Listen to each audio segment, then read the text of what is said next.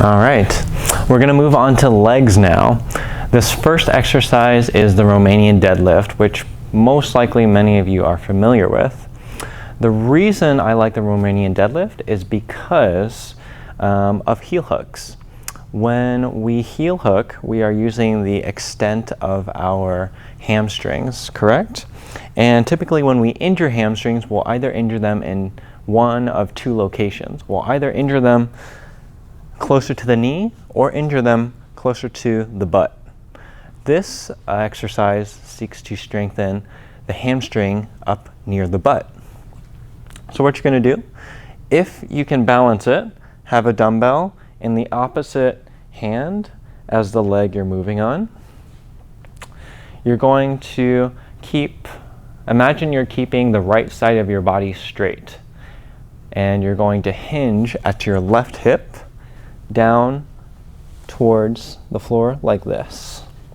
Make sure you keep a slight bend in your hip and your knees for balance. You're going to kick your leg out and bring that dumbbell back up. Good. As you're doing this, and when you go down, try not to let your hips rotate upward this way. Try to keep them flush with each other and level with each other.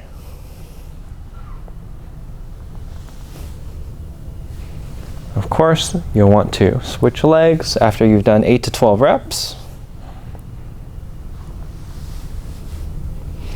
If you have difficulties with balance, another variation is to place a foam roller in the hand that you're kicking back and pushing it back this way as you hinge on that hip.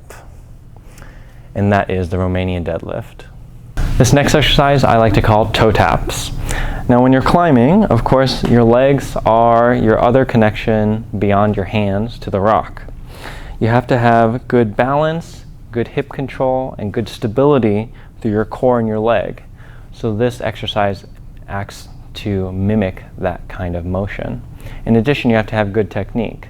So we're going to almost do a single leg squat, but we're going to add in some very climbing specific movement.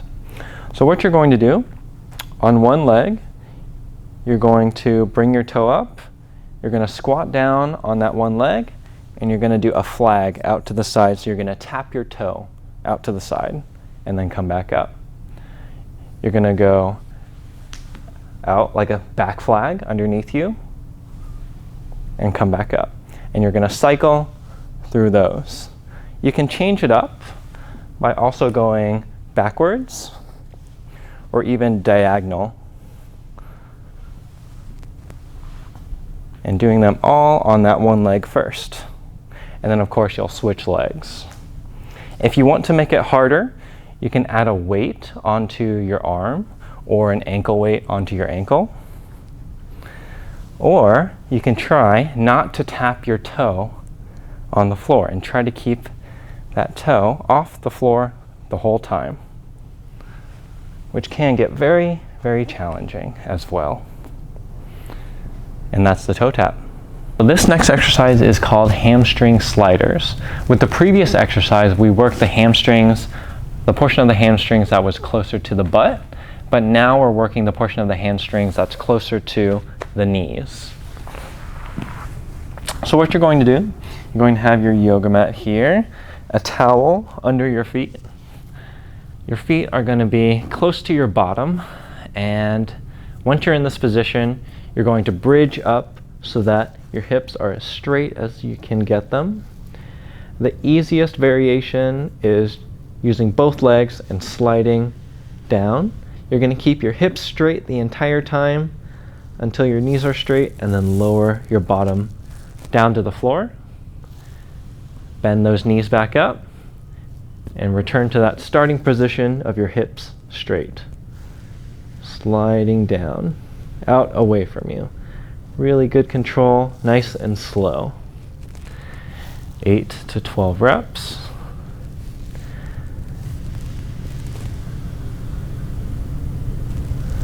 Like I said, this is the easiest variation. the next hardest variation, when you bridge up, you can lift one leg up into the air like so, keeping your hips straight, and slide that one leg out away from you. You might need to reset the towel a little bit so that you're getting only one foot on there.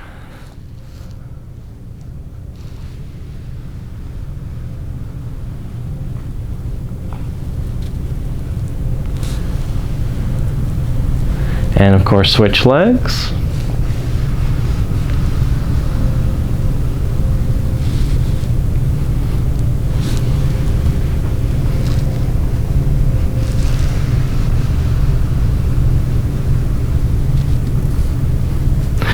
And that's the hamstring slider. All right, to finish off the legs, we are going to do some stretches. We're going to stretch hamstrings, glutes, and the rotators around the hip. So let's start with the hamstrings. First thing you're going to do, you're going to make sure whatever side you're not stretching is going to be straight. You're going to put both of your hands just beneath your thigh, with your thigh pointing straight up towards the ceiling. And you're going to use your hands to hold that position. Next thing you're going to do is you're going to just straighten your knee. And you're going to hold it there, trying to straighten, continue to straighten that knee.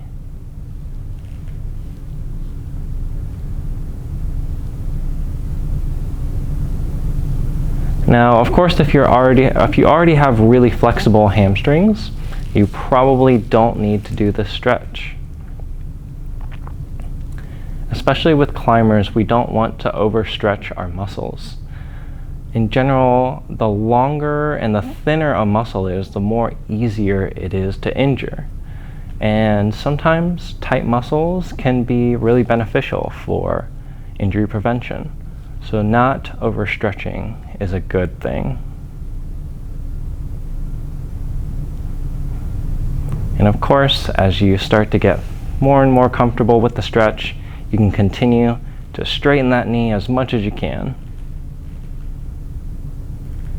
And of course, both sides, 30 to 60 seconds, 3 to 6 reps for 180 seconds, 3 times a week.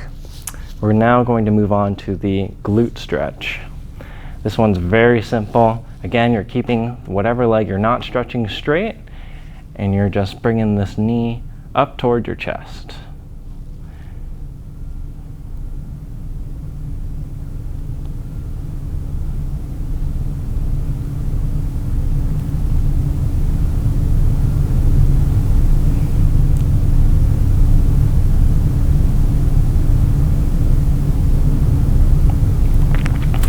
Now, making sure you have lengthened glutes can be really good, especially if you're doing routes that have really high steps. A lot of times, if your glutes are too tight, you won't be able to get your hips up enough to get your foot on that really high foothold. So making sure these glutes are nice and stretched out as well.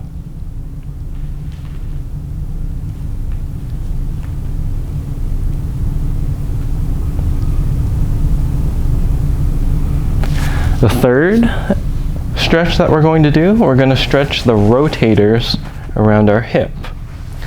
Now, stretching rotators can be really helpful, especially if you're getting into really technical routes that involve a lot of heel hooks or drop knees. And that just makes sure that you have the range of motion to be able to get fully into that heel hook or drop knee. Now, this particular one, if you look at the setup of it, it's very, very similar to a heel hook. And with heel hooks, it's very important that you have this hip range of motion, this rotation range of motion, because you want to load the hips. You don't want to load the knees when you're activating through that heel hook. Making sure you have as much range of motion through that hip as you need.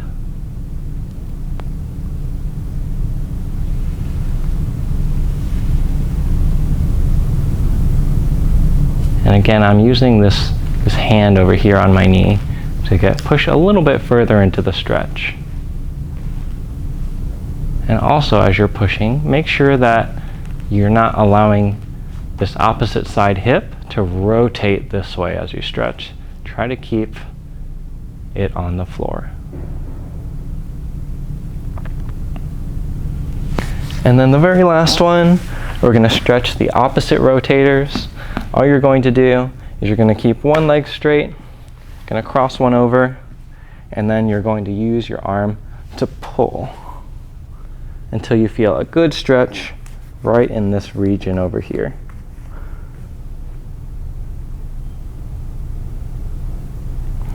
This one can be very helpful for drop knees. Oftentimes you'll have to rotate that hip a lot in order to really sink in and stabilize on that drop knee. So again, making sure you have the right range of motion to really get into that so that you're in the correct position to do the move.